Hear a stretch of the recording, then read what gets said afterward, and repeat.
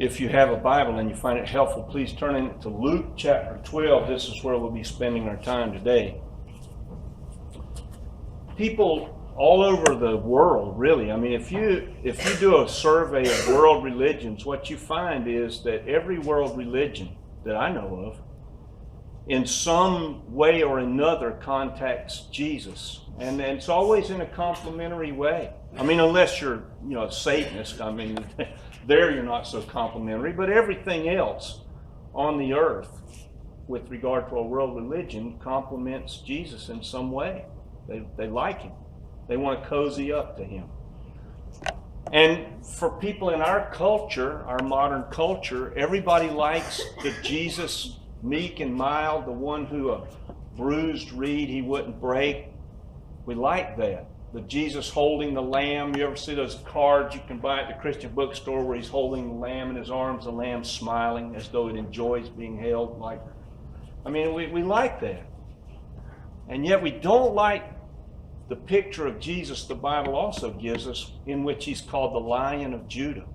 I mean, I think about this room right now. If the doors were to just burst open and we're all sitting here, everybody's calm, Al has equipped everybody with lifesavers and everybody's comfortable now and sucking on a lifesaver and well fed and all is well.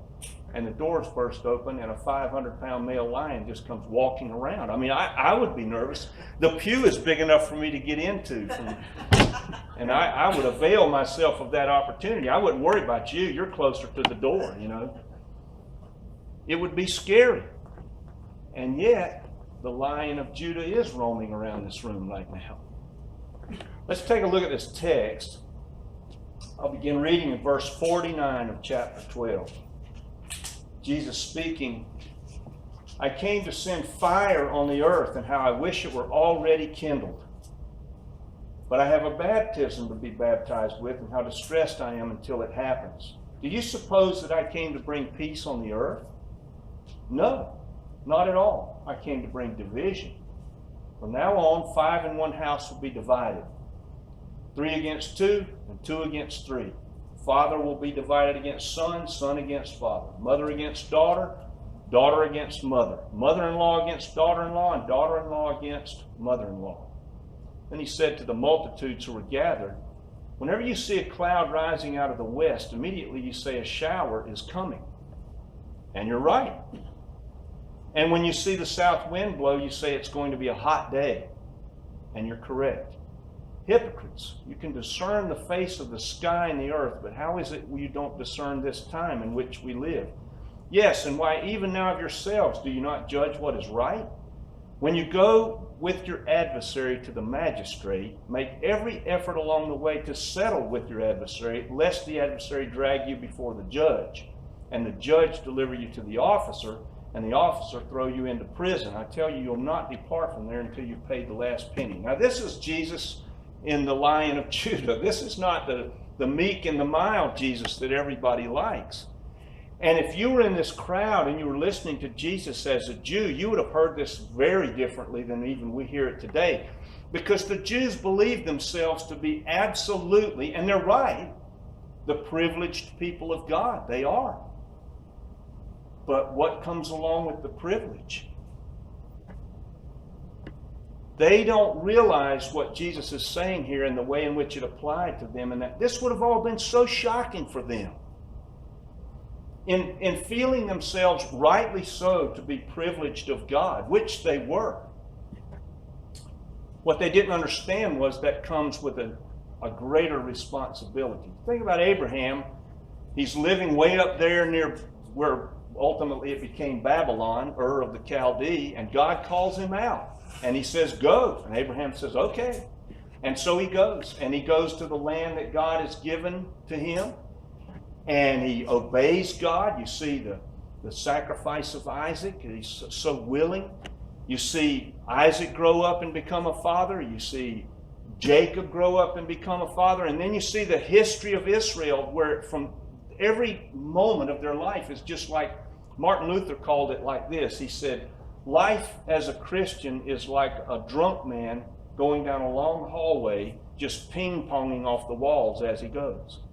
from one spot to the other. And the Jewish life looked like that. They ping-ponged.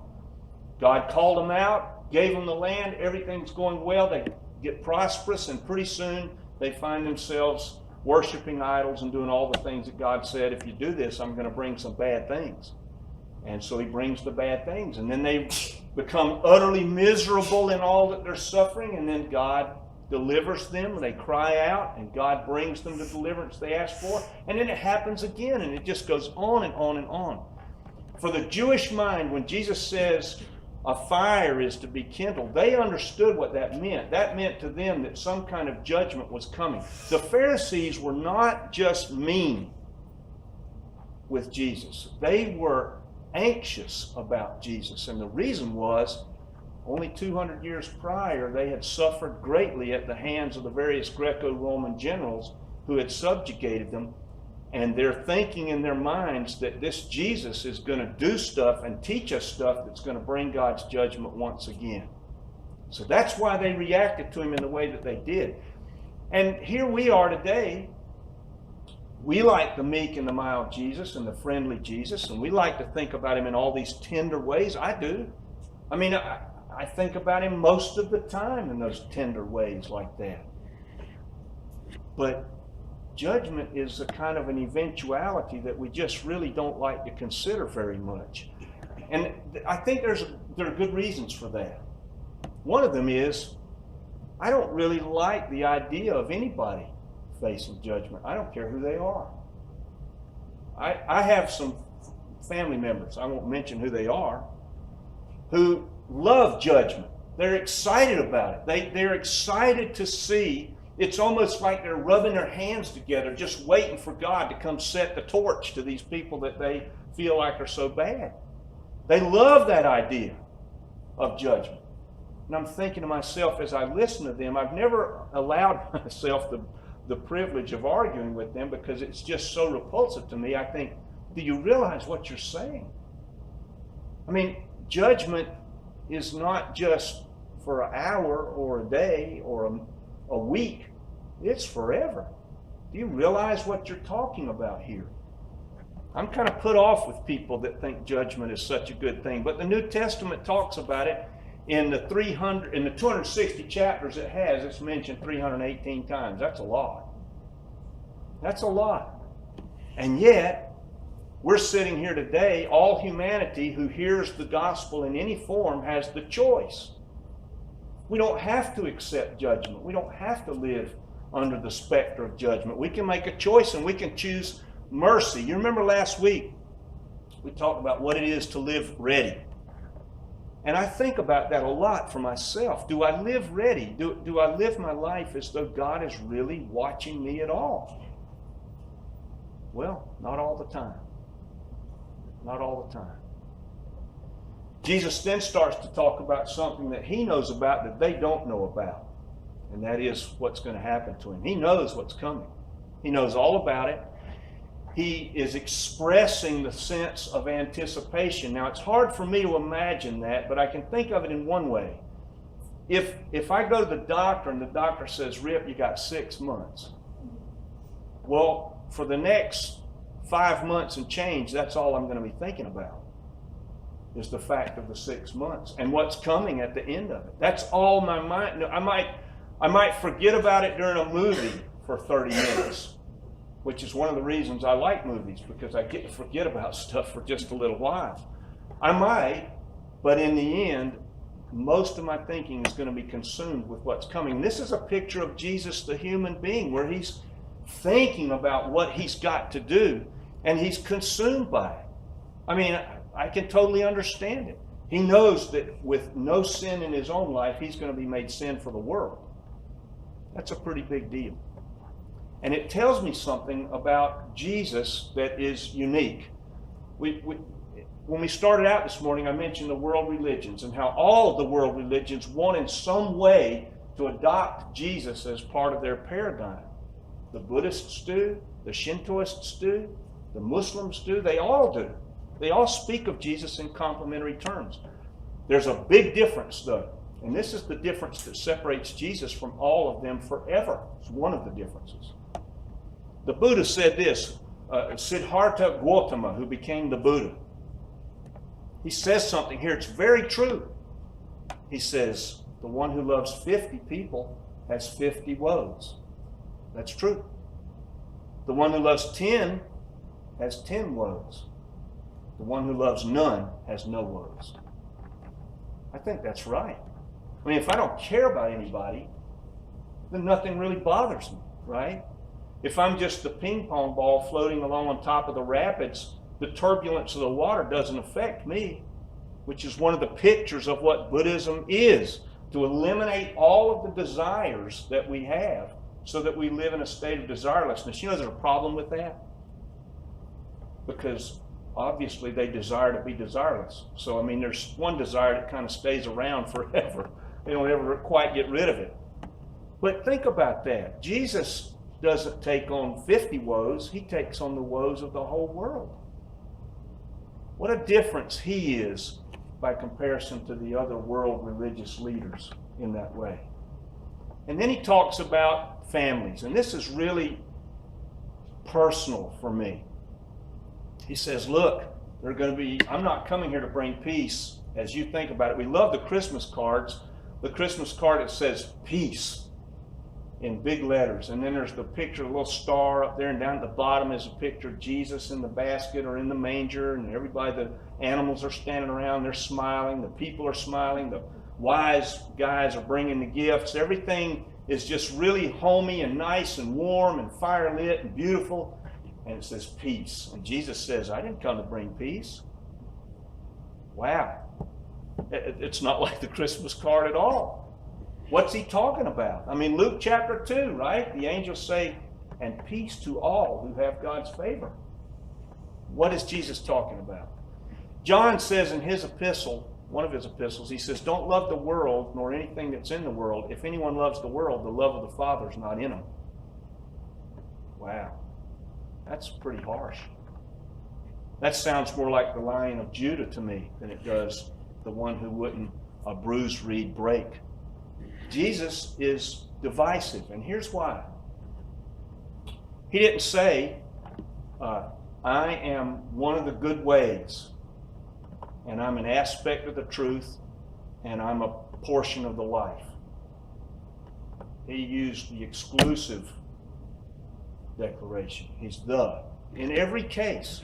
And so when somebody in a household becomes a believer, there's division. I remember this. I remember when I became a believer. I remember it very, very well. And I had a member of my family that was involved in the occult. And I didn't know anything. I mean, I just said, I gave everything I knew about myself to everything I knew about Jesus. And as time went on, I started to learn a few things. And then I realized what they're doing is really bad.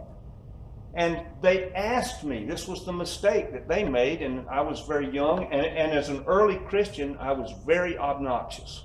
Nobody liked to be around me because I was just obnoxious. That's all I would talk about. So they made the mistake of asking me what I thought about what they were doing. And so I said it. Well, for years after that person would tearfully say, you said that I was a Satan worshiper. Which is not what I said at all. But what happened? There was division.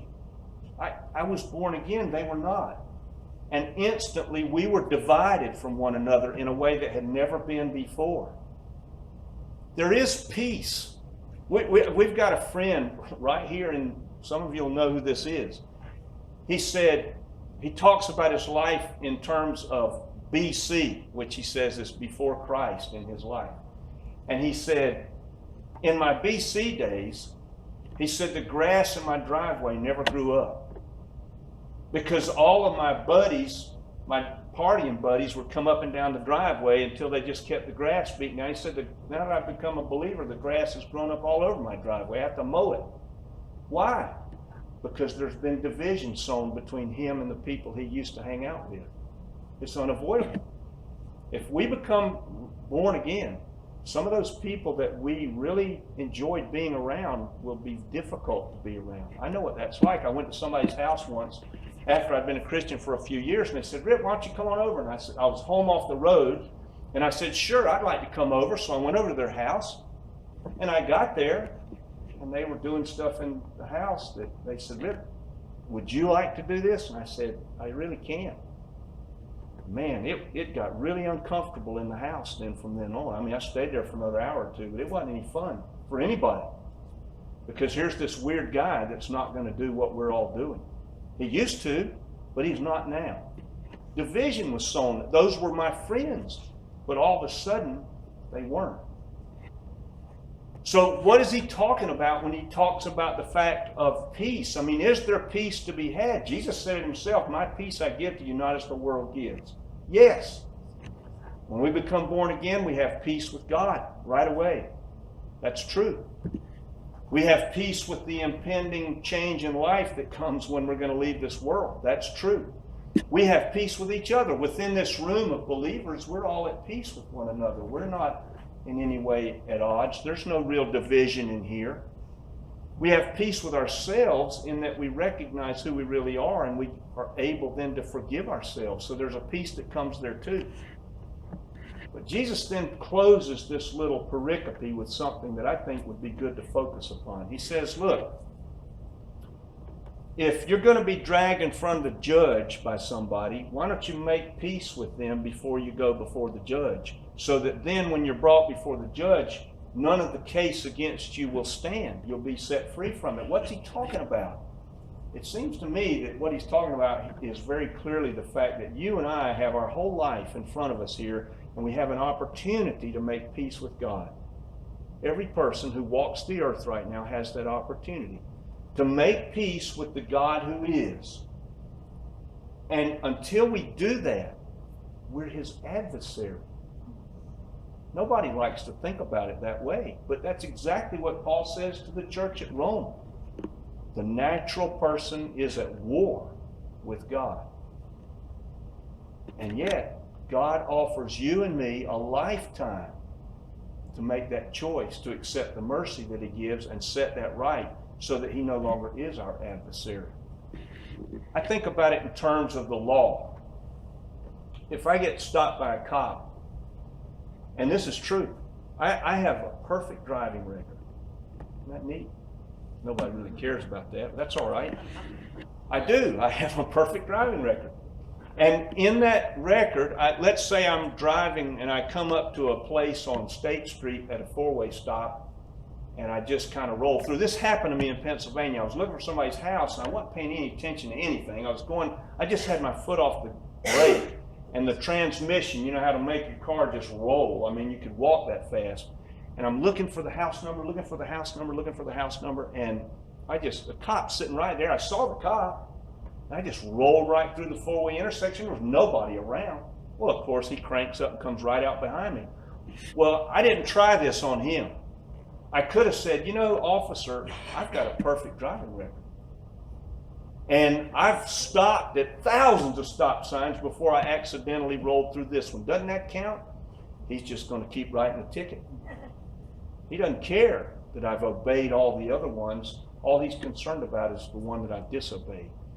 That's the way it is. You know, there is no ladder that gets us before God in such a way that he's not our adversary.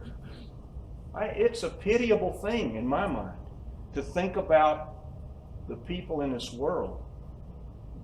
When he shows up, he's the Lion of Judah. He's not the welcome friend.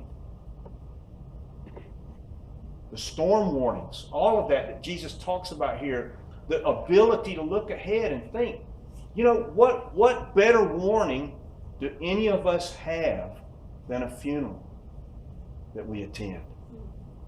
I just think the funerals are the most wonderful thing because they remind us this is not all there is. We don't just become potting soil. If what Jesus said is true, we're going to live on. And where are we going to live? We're at war with God until we make peace with him, but he gives all of us the opportunity to make peace. We're none of us immune from that judgment. But you know, the great thing is, all we've got to do is ask for the mercy, and he'll give it. He'll give it. Always.